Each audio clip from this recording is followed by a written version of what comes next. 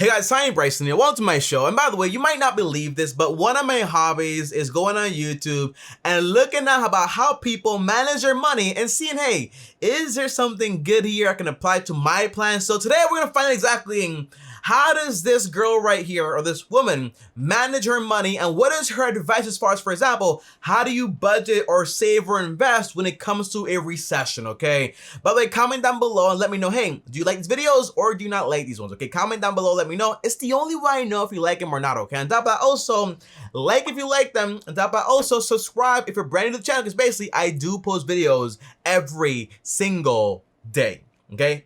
Every day I'm here, okay? Without further ado, let's find out exactly what the financial plan is here. Of a credit report because you're entitled to a free copy every 12 months. Now it's every single month because of the pandemic. You actually get it every single month if you actually want to. The cool thing about a credit report is basically it's like a detailed document showing you everything that you actually owe, what you borrowed, everything as far as your credit. And sometimes it's a way to see, hey, I never had this debt. Did I get scammed or whatever it is? You want to pull that also. Very, very nice advice here. It's free. Go to www.annualcreditreport.com. And by the way, make sure you go to the correct website before you get scammed by going to the wrong website, and then give your scammers all the information they need to finesse you. Couldn't be simpler. Your credit report is like a detailed page-by-page report. And it is long, by the way, very long. On everything that you have open in your name, from credit cards to loans to mortgages, etc. The reason why you want to get a credit report is because a lot of times people have either opened credit cards in your name or... Yeah, exactly what I said. I had a friend where he pulled his credit report and he finally had a loan in Florida. The guy has never ever been to Florida in his whole life. You forgot about that Victoria's Secret card that you opened when you were 18. You gotta check what's under your credit. It's gonna be a full detailed report. And you can also get it, for example, usually like Credit Karma has a very good detail of everything. But if you want like the full official stuff, go into like this website is pretty solid. Annual Credit Report. From all three credit bureaus telling you what is in your name and how your credit looks. However, and by the way, you don't have to pay for this stuff. Don't pay for like anything credit.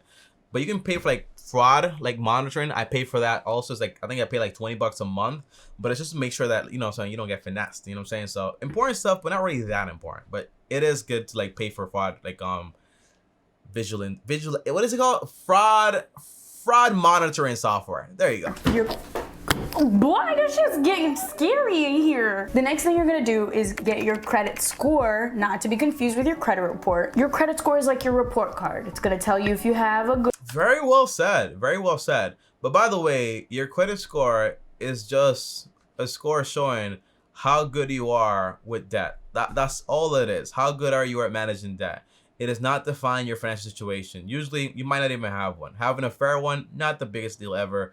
But what you don't want to have is a bad credit score, showing that, hey, I missed payments and all that stuff, okay? Credit score is just showing how good you are at having debt, okay? So if you have an 850 credit score, you hear people about this, like, I'm at an 800 credit score. Don't think they're like the crazy smartest people out there. It just shows you know how to basically leverage debt. That's all it is. Be careful with that, though. Good score, a good grade, or a bad score. And having a good credit score is gonna make or break everything in your life as an... Not really. Okay, not really. Here's why.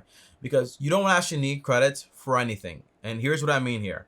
When it comes to getting, for example, a credit card, you build credit very quickly with that. But in reality, if you want to buy a car, pay cash for a used car. Save up money for that. If you want to buy a home, you have manual underwriting with certain banks to analyze your situation and your payment history. That way, you don't need to have any credit card or any credit score. The idea of having, for example, the credit score is pretty cool, makes it easier for them. But in reality, it's just a very good way for credit card companies to get you in the game of credit cards, and a very good in. Like, hey, get a credit card, build credit this way, this way, this way, this. You know what I'm saying? But it doesn't. You don't need one. It doesn't make or break anything whatsoever. You can have a 0 credit score and still be amazing. adult. Like if Imagine what Warren Buffett's credit he had like a 720, something like that. But it was bad. It was a report from a very long time ago. If you want to get a loan for a car, or if you want to open a credit card, or if you want to have a mortgage, all of these things are gonna look better. Again, but you don't need one to get a mortgage. They do manual underwriting. That's all it is. It makes it easier. And by the way, if you want to build credit, the best way is basically you get 2 credit cards, you put 2 small bills on them, and you pay them automatically in full, and you cut the credit cards. That way you're not tempted to go into debt. You know, a lot of people go into crazy debt, and everyone thinks you're not going to go into debt, okay? Because everyone's so smart, but the average person is not, okay? So even me, I cut my credit cards, I don't use them, and I have Netflix on one bill, my phone bill on another bill, and I just forget about it. That's all I do. Better financially for you if you have a good credit score, because lenders are gonna see you good for your money, boo-boo. I use Credit Karma to check my credit score, and that's same here. I use Credit Karma also. Considered a soft inquiry. A lot of times people are like, oh, if you check your credit score, you're gonna make it lower. It's not true. Imagine like the legal remedy of having to check your progress and getting like worse progress on it, right? Makes no sense. Just use common sense for this stuff. It does not hurt your credit score whatsoever. That's only for hard inquiries. For instance, if you try to open 17 credit. Yeah, but it's usually like a 2-point deduction on your score. It's basically when you try to open up a credit card or you try to apply maybe for like a new bill, whatever it is. It'd be like, oh, we're gonna do a hard inquiry or like a loan. They're like, we're gonna pull your whole thing. Then you get like hit with like 2 points. I think it takes like 2 years to get it like off your credit score though, so don't really worry too much about it. But don't apply for a bunch of them. And if you're applying for them for a mortgage, you don't need to like keep pulling it over and over again with different banks. You just need to get the whole thing and then just pull it once and then use that report for the next 30 days and you still should be good. Credit cards in the same week, your credit score is gonna be looking busted. So yeah, because it shows kind of like, yo, this person right here is trying to borrow money from everyone and everyone's saying no. Why? You know what I'm saying? It's very weird. You could either get your credit score from your credit cards or you can go on Equifax and get a copy of your credit score. Now here's the or just Credit Karma. And Discover actually has one of those like credit score features, also Chase. It's a very good way to make sure the clients you actually have can qualify for loans so they can advertise it to you. Main reason people are in debt. They don't even know how much money they owe. And I get it, it's scary. But the thing about debt, maybe just don't borrow money. You know, it's the biggest thing. Everyone, you know, one thing I learned, I think it says it in the Bible or it says it, for example, in a movie. I don't even know the difference these days. But the answer is, it's better to avoid something than try to manage something sometimes. For example, you know, I don't drink alcohol because basically in my family, you have like history of addiction, you know? So it's best for me not to do that stuff than to try to like manage it the correct way. Same thing with a credit score, right? Do it the right way. Cut the credit cards. That way you avoid debt overall. But when you have credit, you're like, I want to get cash back here. I'm trying not to overspend here. Before you know it, you are overspending. It's just best not to play that game whatsoever. And anything in life is that you can't come up with a solution if you don't know how bad the problem is. Oh, that is very well said. So what I need you to do now is think about every single thing that you know of that you owe. And then use the avalanche method to pay off all your debt. That means you pay the debt that costs you the most money by paying the debt with the highest APR. And your credit report should have helped. Make a compiled list with numbers. So it's crazy how people can owe so much money to the point where they don't know what they owe. Imagine that for a second, that you owe so much money to different people, you don't know who you owe. It's a scary idea. Example, here's my hypothetical list. Maybe I owe $1,000 on a credit card and the minimum payment every month is $100. And maybe I have a car payment that's $200. People look crazy with car payments, man. I just spoke to a 22-year-old that has a $20,000 like car loan and also is unemployed. Be very careful with this stuff. You know, again, you don't need to build credit this way at all. Just get one secure credit card with Discover, Capital One, put a bill on it and forget about it. That's all you need to do. Because the big thing is having a credit score is going to make it easier when you get a mortgage. But even then, you don't really need, for example, a credit score to get a mortgage. It's just a false narrative. A month. You want to put all of these numbers together so that you can see what you're up against. Once you know what you're up against, you can come up with a budget and a strategy to pay it all back. Use the avalanche method. After you've written down every single credit card and loan payment, I need you to go into those individual accounts and find out how much the APR is. Yeah, I like that. AKA you can just call them or just check online or on the statement that you get, it should say right there your APR. Annual percentage rate of interest that they're charging you. All right, got it good. So now that you know how much money you owe and how much your APR is, an APR is basically how much money they make from you. Imagine trying to invest money and you make like 10% a year, but the credit card's saying 25%. It's just very hard to get wealthy that way. Have a lay of the land of how bad or how good the situation is. Take a sip. You're gonna need it. While you're logged into your credit card accounts and your loan payments and your rent portals, because rent falls under this as well, or mortgage payments, I need you to click that auto pay. If you have a busted credit score, odds are you're not paying your bills on time. Yeah, I mean, payment history, I think it accounts for like 35% of your credit score. It's like one of the biggest things is if I lend you money, the biggest thing is, are you gonna pay me back? And that's the biggest factor. Or do you have a lot of debt that's gonna prevent you from actually paying me, okay? Those are the main factors. How much do you owe as a total compared to how much credit you actually have available? So if you have $5,000 available in credit, but you have spent, for example, $4,500, so that means you basically spent all your money, and now you want to add another debt. Not really what I want to get into. And maybe you forgot. Auto pay is your best friend. Put it all at the same date so you know, like on the 3rd of every month, all of that money's coming out at the same time. I agree so much. But you want to set everything to auto pay, and then you want to pay the debt with the highest APR, the one that costs the most. You want to pay as much money as possible. That way you can be debt free as fast as possible. I'm happy you started the video talking about debt first. It's like the best step ever when it comes to building wealth. The reason why credit cards are so tricky is because people think that it's free money. It's not. It's actually more expensive money, because you could buy a pack of gum for $1, and then a month goes by and all of a sudden that same pack of gum that you bought is worth $150. Why? Yeah, well, not 150. That's like a 50% rate, but more like it's like 18%, 20%, or not even because it's like 25 to 35% actually. So if you buy an iPad for $100, very unrealistic, right? But you buy an iPad for $100, and all of a sudden, the next year, if you haven't paid the balance whatsoever, well, you probably have late fees and all that stuff on top of that also. But on top of that, you've also accumulated another like $35 or like $15. You know, the point is it's costing you money. You gotta get rid of it as fast as possible. Why? Because of APR, aka interest. And the thing is, most people don't know this, but your payment history is 35% of your credit score. Yeah, as I thought, 35%, and then 30% is the amount you actually owe. Everything else, like the mix, the length of history, that's something not really that important. But you know, that payment history, very important. The amount you owe, very important. Again, it's just showing how you manage debt to a lender, because they want to know, can you actually borrow money? Highest amount. So the biggest factor in your credit score is if you're paying on time and if you're paying more than the minimum payment. The good thing about not really just that, but it's more about they don't take into account if you pay more than minimum payment. It comes to account, for example, when you got to pay your bills on time, obviously.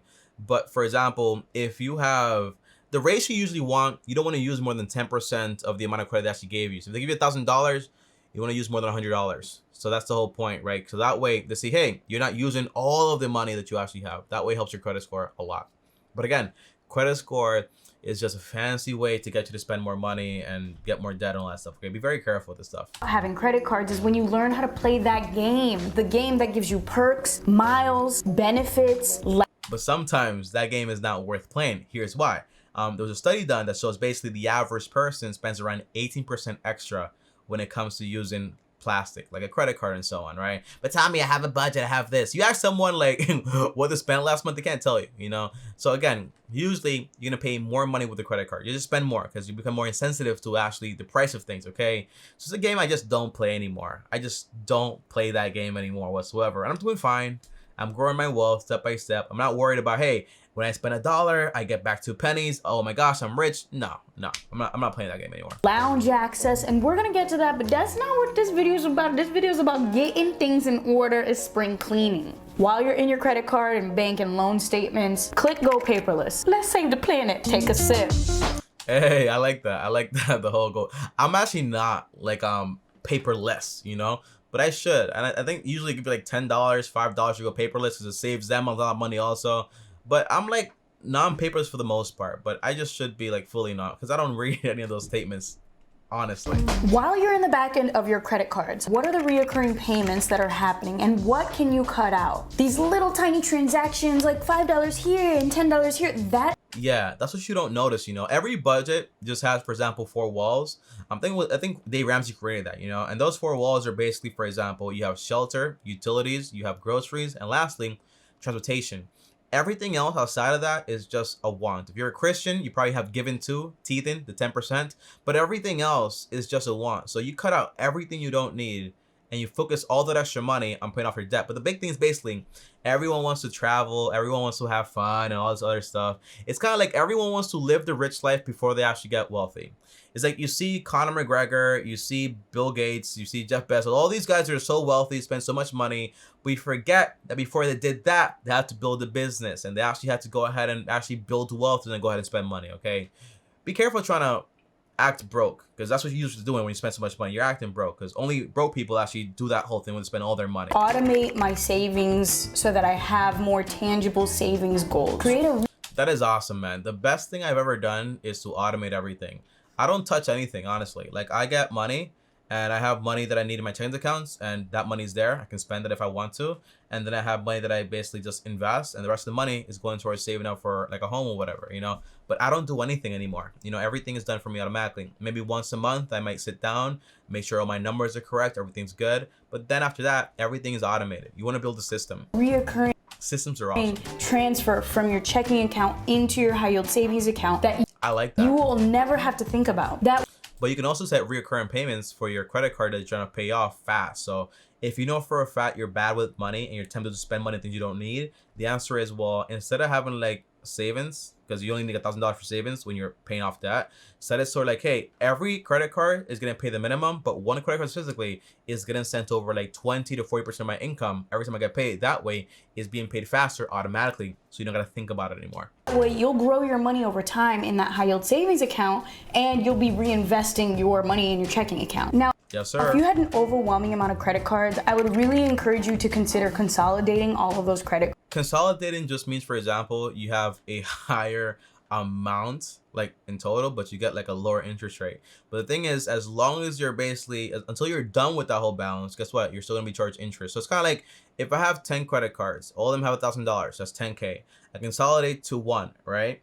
Well, now I have a 10K balance, right? Or like one personal loan, a 10K balance at 15% or whatever. Well, until I'm done in full, I'm gonna be charged at 15% until I'm done in full. However, if I have 10 credit cards at different rates, if I pay the minimum on all of them and I pay the debt with the highest APR, I can go check by check and just start taking them down step by step. It's up to you how you want to do it, but usually the way I did it when I had a lot of credit card debt was basically I stick with what I have and I paid them off one by one from the ones cost me the most money, and that's about it. Did I click the wrong button here? Okay. Cards, there are balance transfer cards that give you 0% APR, and that is smart, by the way. Balance transfer cards are smart, but if you do it, be very careful. It means basically when you have one credit card and you have a credit card as a promotion, it says, hey, if you transfer your balance from this credit card to this credit card here, we give you 12 to 18 months to do it for free. No APR or anything. But you have 18 months to pay that off as fast as possible. Some people, they transfer the balance over here, they don't pay it, and then they borrow more money over here. Now they have two credit cards with massive balances, okay? Be very careful. The goal is pay it off as fast as possible because you have no APR. When you don't have any APR, it's a perfect time to go tackle that because all your money you put into it, it goes straight towards the capital. That's money you actually owe and borrowed. that means that you can have the same amount of debt, but you could transfer it to a credit card that has 0 APR for a year. So Yeah. Why do they do that? Because most people are not going to pay it off in full, which means now they're going to be making money from you. So it's an investment for them. you're not paying as much because you're not paying that 16% interest. I'm having such a good time. Like, who knew finance could be so fun? I'm not Awesome. gonna say it again. Take a sip. Obviously right now, because of the global pandemic, people are not traveling. So I would suggest getting a cashback credit card. That means that when you go to the grocery store or when you order things on But again, remember, right? The statistics show that people spend 18% more money. So if you want to do this, great. But do I do this? The answer is no. I have a budget for spending money on food, which is like around $20 per month. I use that debit card to buy food. And by the way, right, think about this for a second. If I'm going out there and I'm spending $200 per month, what does this mean? I mean, yeah, per month, times 12. That's around $2,400, right? Multiplied by 0.02, I'm missing out on $48 a year.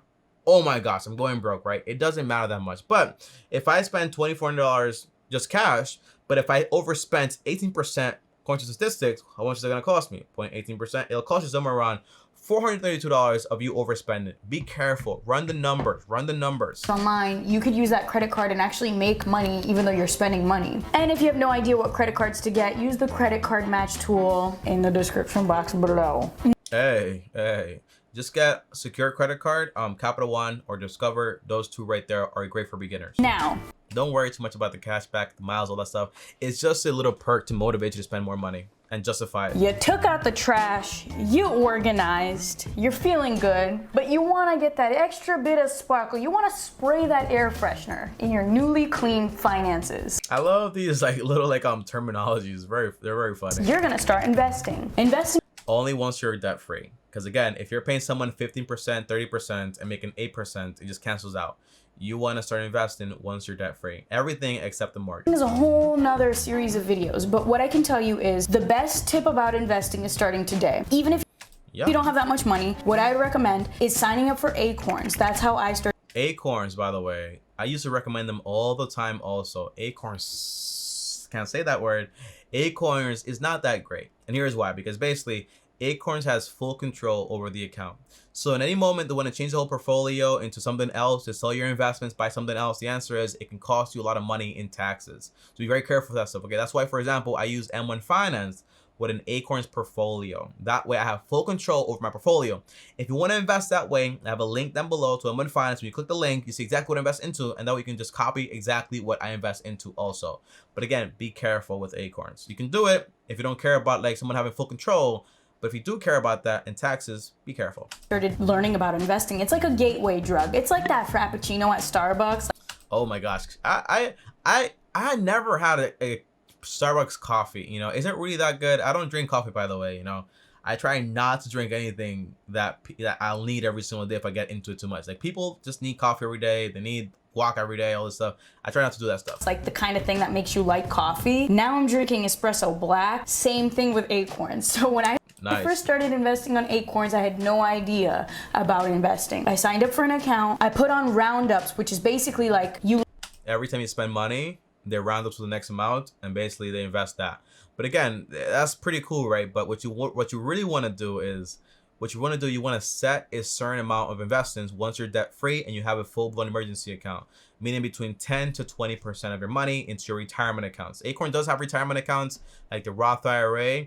But in reality, you could probably just invest through your company with the 401k and get the match and get free money that way also. But again, ACORNs have a lot of control, and that's why I usually don't use them that much. Link all of your credit cards to it, and if you buy something that's $1.50, it'll use the 50 cents left over from that $2 to round up. Then ACORNs will take all of your roundups until it reaches $5 and invest that in an investment portfolio based on the risk that you choose. It's called a robot investment app. And what that means is basically you link your credit cards and they do the investing. What I love so not credit cards, debit cards.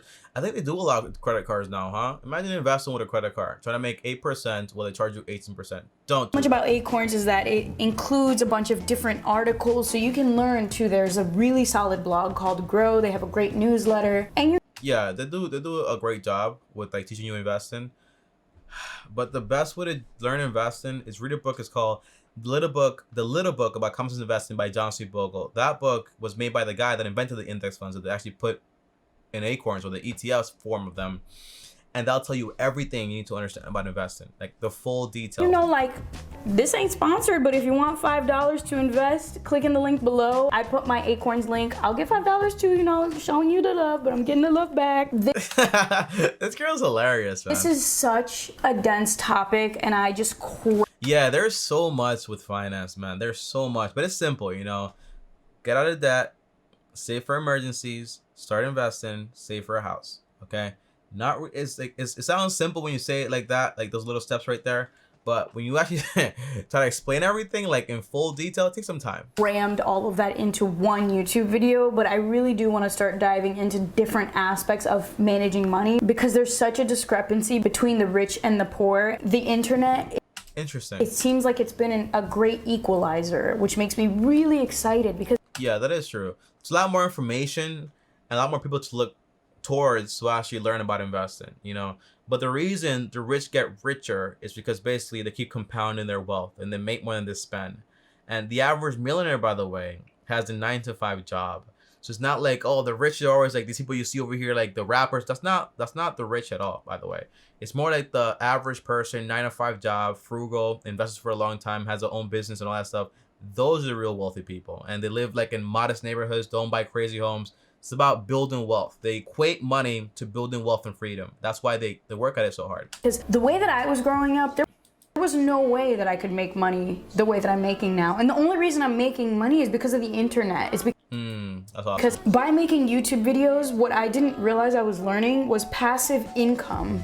Yeah, it is true. YouTube is passive income also. You post a video, you still get paid. That's a whole nother video, y'all. I hope you learned a lot in this video. Please leave a comment below. What financial videos do you want to see next? All right, guys, that is the end of this video. And this video was actually pretty long, but I had a lot of fun actually watching it, okay? But guys, comment down below. If it seems like I'm correct, then it's because basically, if someone says something that can add to it, why wouldn't I add to it? It's all about just adding value. But overall, pretty solid video here and there, okay? What I don't like is trying to manage credit cards, all this stuff. Just erase that stuff and get rid of it and just call it a day, okay, guys? I'll see you guys tomorrow. Thanks for watching. Comment down below and let me know, what did you think about this video? Did you like it? Did you not like it? Comment down below, let me know. And let me know exactly, do you have any debt? Comment down below, let me know. See you guys tomorrow. As always, like, subscribe, hit the bell to get notified. And if you guys want to call me and talk to me one-on-one, well, join me on the Tommy Bryson channel, link down below, or send me a DM on Instagram at Tommy Bryson. I also have a main channel, link down below. And if you guys want to watch more content, here's another video right here. Click my face right here. And see you guys tomorrow. As always, peace.